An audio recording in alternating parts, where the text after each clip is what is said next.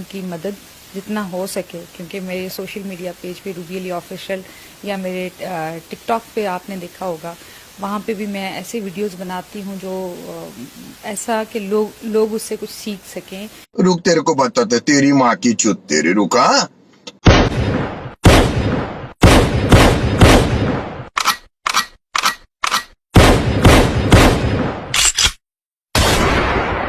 सबसे पहले तो मेरी मदर टंग जो है वो मैं पंजाबी हूँ। क्या बोला तूने? सबसे पहले तो मेरी मदर टंग जो है वो मैं पंजाबी हूँ। ओ चूना लगा दिया। लेकिन ये नहीं है कि हर चीज़ हमें आसानी से मिल जाती है, हर चीज़ हमें प्लेट में मिल जाती है। आपको उसके लिए स्ट्रगल, मेहनत बेहद करनी पड़ती है।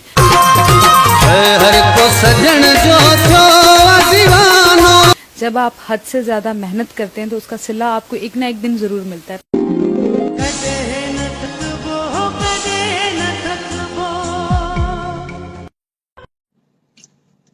टपा टप, मालूम ना।